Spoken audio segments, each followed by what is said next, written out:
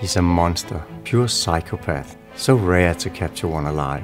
From a research point of view, Lecter's our most prized asset.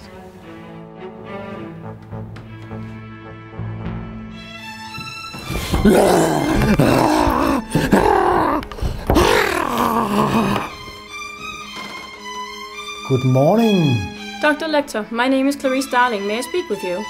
I ate his liver with some fava beans and a nice Jameson. Please, I want to go home. It places the Jameson in the basket. I just want to see my mama. Put the fucking Jameson in the basket!